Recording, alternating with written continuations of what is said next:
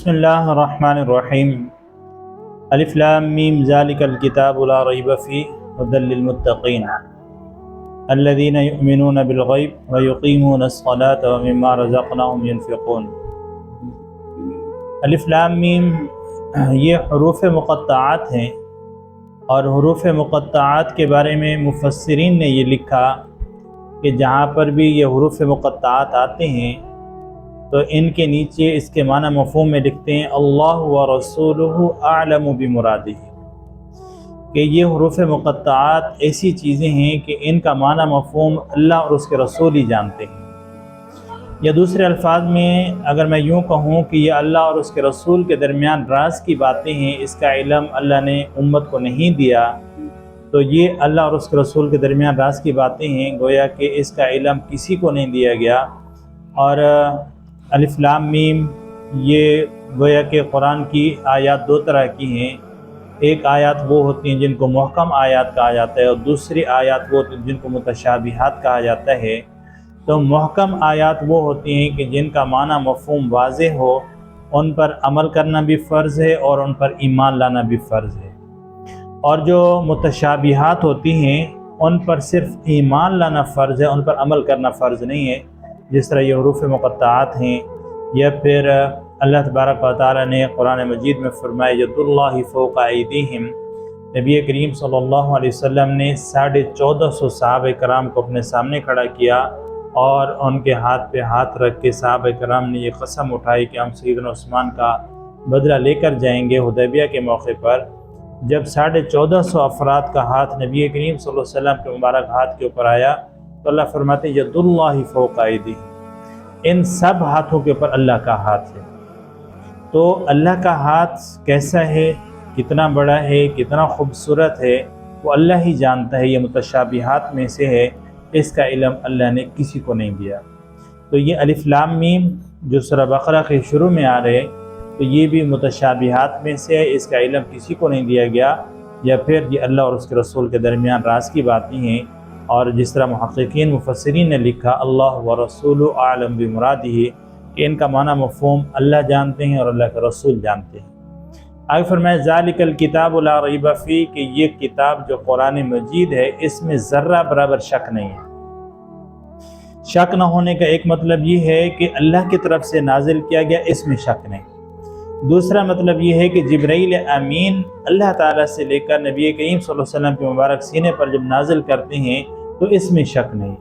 اور تیسرا مطلب یہ ہے کہ نبی کریم صلی اللہ علیہ وسلم کے پر جب قرآن نازل ہو رہا تھا تو اس وقت مشرکین مکہ یہ کہتے تھے کہ ان کے پاس کوئی جن آتا ہے اور وہ آ کر ان کو الٹی سیدھی باتیں سنا جاتا ہے، اور پھر یہ ہمیں کہتے ہیں کہ یہ اللہ تعالیٰ کی طرف سے قرآن نازل ہوا۔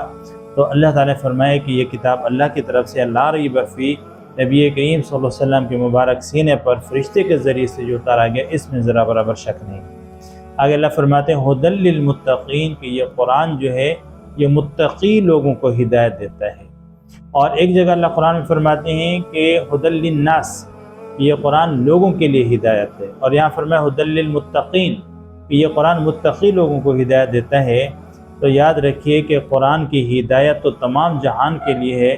مسلمانوں کے لیے بھی ہے، کافروں کے لیے بھی ہے، ساری دنیا کے لیے ہے، لیکن قرآن فائدہ ان کو دیتا ہے جو متقی ہوتے ہیں، جو گناہوں سے بچتے ہیں، فرما برداری والی زندگی گزارتے ہیں، تو یہ قرآن اپنا نور ان کے سینے کے اندر منتقل کرتا ہے۔ آگے اللہ فرماتے ہیں الذین یؤمنون بالغیب ویقیمون الصلاۃ ومما رزقناہم ینفقون، کہ یہ قرآن متقی لوگوں کو ہدایت دیتا ہے۔ اب متقی ہوتے کون ہیں؟ تو اللہ تعالیٰ نے ان کی صفات بیان فرمائی۔ سب سے پہلی صفت متقی کی یہ ہے الذین یؤمنون بالغیب، متقی وہ ہوتے ہیں جو بن دیکھے اللہ پر ایمان لاتے ہیں، اور بن دیکھے نبی کریم صلی اللہ علیہ وسلم پر ایمان لاتے ہیں۔ جس زمانے میں ہم پیدا ہوئے تو ہم نے اللہ کو نہیں دیکھا، ہم نے نبی کریم صلی اللہ علیہ وسلم کو نہیں دیکھا، ہم نے آپ کے اوپر اترتے ہوئے قرآن کو نہیں دیکھا، ہم نے صحابہ کرام کو نہیں دیکھا، اور ہم نے فرشتوں کو نہیں دیکھا، ہم نے جنت کو نہیں دیکھا، ہم نے جہنم کو نہیں دیکھا، لیکن پھر بھی ہم ان سب چیزوں پر ایمان لاتے ہیں کہ اللہ کی ذات بھی ہے جو تمام جہانوں کو پالنے والا، پیدا کرنے والا، سب کا رازق ہے، اور 1,24,000 انبیاء علیہ السلام بھی دنیا میں تشریف لائے، اور اللہ کے فرشتے بھی حق ہیں، اللہ تعالیٰ کی جنت بھی حق ہے اور اللہ کی جہنم بھی حق ہے، اور اچھی بری تقدیر اللہ کی طرف سے ہم اس کے اوپر بھی ایمان لاتے ہیں، اور مرنے کے بعد ایک اور زندگی ہے جو کہ اصل حقیقی زندگی ہے، تو ہم اس کے اوپر بھی ایمان لاتے ہیں۔ تو یہ ہے یؤمنون بالغیب۔ آگے متقی کی دوسری صفت اللہ بیان فرماتے ہیں جن کو قرآن جو ہے وہ ہدایت دیتا ہے۔ اللہ فرماتے ہیں وَيُقِيمُونَ الصَّلَاةَ کہ متقی وہ ہوتے ہیں جو نماز قائم کرتے ہیں۔ تو یاد رکھیے کہ ایک ہوتا ہے نماز پڑھنا اور دوسرا ہوتا ہے نماز قائم کرنا۔ تو نماز پڑھنا یہ ہوتا ہے کہ ہم نے گھر میں مصلی بچھایا اور نماز پڑھ لی، اور نماز قائم کرنا یہ ہے کہ پورے آداب کے ساتھ وضو کریں اور مسجد کے اندر جا کر باجماعت نماز ادا کریں، تو یہ نماز قائم کرنا ہے۔ کیونکہ اللہ تبارک تعالیٰ نے قرآن مجید میں فرمایا وَارْكَعُوا مَعَ الرَّاكِعِينَ کہ رکوع کرنے والوں کے ساتھ رکوع کرو، تو اس کا مطلب یہ ہے کہ جماعت کے ساتھ جا کے نماز پڑھو۔ اور جو لوگ نماز نہیں پڑھتے تو وہ متقی نہیں کہلاتے، کیونکہ نبی کریم صلی اللہ علیہ وسلم نے ارشاد فرمایا من ترک الصلاۃ متعمدا فقد کفر کہ جو بندہ جان بوجھ کر نماز چھوڑ دے وہ بندہ کافر ہو جاتا ہے۔ تو نبی کریم صلی اللہ علیہ وسلم نے یہ بھی فرمایا کہ میری آنکھوں کی ٹھنڈک نماز کے اندر ہے،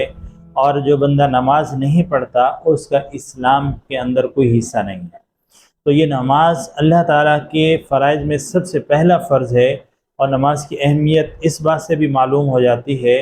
کہ روزے کا حکم زمین پر نازل کیا گیا، حج کا حکم بھی زمین پر نازل کیا گیا، زکوٰۃ کا حکم بھی زمین پر نازل کیا گیا، لیکن جب نماز کی باری آئی تو نبی کریم صلی اللہ علیہ وسلم کو اللہ تعالیٰ نے مکہ سے اٹھایا، بیت المقدس لے گئے، بیت المقدس سے اٹھایا، 7 آسمان سے اوپر لے گئے، سدرۃ المنتہا سے بھی اوپر، بیت معمور سے بھی اوپر، اللہ نے اپنے عرش پر بلا کر نبی کریم صلی اللہ علیہ وسلم کو یہ نماز عطا فرمائی۔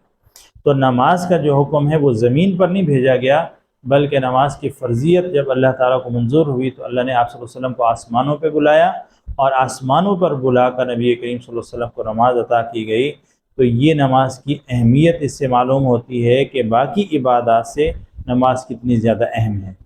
اور متقی کی تیسری صفت اللہ بیان فرماتے ہیں وَمِمَّا رَزَقْنَاهُمْ يُنْفِقُونَ کہ متقی وہ ہوتے ہیں کہ جو ہم نے ان کو رزق عطا کیا اس رزق میں سے اللہ کے راستے میں خرچ کرتے ہیں۔ تو نبی کریم صلی اللہ علیہ وسلم ارشاد فرماتے ہیں کہ میں قسم اٹھا کے کہتا ہوں کہ صدقہ دینے سے مال کم نہیں ہوتا۔ تو جو بندہ اللہ کی رضا کے لیے صدقہ دیتا ہے من جاء بالحسنۃ فلہ عشر امثالھا، اللہ نے قانون میں بتا دیا کہ جو بندہ ایک نیکی کرے گا ایک کے بدلے میں 10 اللہ تعالیٰ اس کو عطا فرمائیں گے۔ تو جو بندہ 1 روپیہ دنیا میں خرچ کرے گا تو اللہ تعالیٰ اس کو 10 دنیا کے اندر ضروری عطا فرماتے ہیں، اور جس کا جتنا زیادہ اخلاص بڑھتا جائے گا اس کا اجر بھی اتنا زیادہ بڑھتا جائے گا۔ تو اللہ تبارک و تعالیٰ نے قرآن مجید میں ایک جگہ ارشاد فرمایا لن تنالوا البر حتی تنفقوا مما تحبون کہ تم اس وقت تک کامل نیکی تک نہیں پہنچ سکتے جب تک کہ اپنی پسندیدہ چیز اللہ کے راستے میں خرچ نہ کرو۔ تو جب یہ آیات نازل ہوئیں تو صحابہ کرام کی اس وقت یہ کیفیت تھی کہ صحابہ کرام اپنے گھروں میں بھاگے گئے، اور انہوں نے جا کر اپنے سارے مال کو جمع کیا، سارے مال کے اوپر نگاہ ڈالی، تو جو پسندیدہ چیز ان کے مال میں ہوتی تھی وہ لا کر نبی کریم صلی اللہ علیہ وسلم کی ذات اقدس کے سامنے رکھ دیتے اور کہتے کہ ہمارے مال کے اندر یہ چیز ہمیں سب سے زیادہ محبوب تھی، لہذا ہم اس کو اللہ کے راستے میں صدقہ کرتے ہیں۔ حضرت ابو طلحہ رضی اللہ تعالیٰ عنہ مشہور صاحب رسول ہیں، ان کا ایک باغ تھا مسجد نبی کے بالکل سامنے، اور آپ صلی اللہ علیہ وسلم دوپہر کے وقت اس باغ میں اکثر آرام فرمایا کرتے۔ اس باغ کے اندر ایک کنواں تھا جس کا بہت پانی میٹھا تھا، آپ صلی اللہ علیہ وسلم اس کنویں کا پانی بھی نوش فرمایا کرتے تھے۔ تو نبی کریم صلی اللہ علیہ وسلم کے اوپر جب یہ آیات نازل ہوئی لن تنالوا البر حتی تنفقوا مما تحبون، تو حضرت ابو طلحہ رضی اللہ تعالیٰ عنہ نبی کریم صلی اللہ علیہ وسلم کی خدمت میں تشریف لائے اور آ کر عرض کیا کہ اللہ کے نبی صلی اللہ علیہ وسلم میں نے اپنا سارا مال دیکھا، میں نے اپنی ساری جائیداد دیکھی، تو یہ جو باغ ہے جو مسجد نبی کے سامنے ہے یہ باغ مجھے سب سے زیادہ اپنے مال کے اندر سے محبوب نظر آیا، اس باغ سے مجھے زیادہ محبت ہے، یہ مجھے سب سے زیادہ اچھا لگتا ہے، لہذا اللہ فرماتے ہیں کہ اپنی پسندیدہ چیز اللہ کے راستے میں خرچ کرو، تو یہ باغ میں اللہ کے راستے میں صدقہ کرتا ہوں۔ نبی کریم صلی اللہ علیہ وسلم فرمایا کہ بہت اچھا تم سودا کر رہے ہو، لہذا جاؤ اور اس کو اپنے قریبی رشتہ داروں کے اندر تقسیم کر دو۔ تو حضرت ابو طلحہ رضی اللہ تعالیٰ عنہ وہاں سے اٹھے اور اپنے چچا زاد بھائیوں کو بلا کے لائے اور آ کر جو ہے وہ باغ ان کے حوالے کر دیا اور کہا کہ یہ میں آپ کو صدقہ کرتا ہوں۔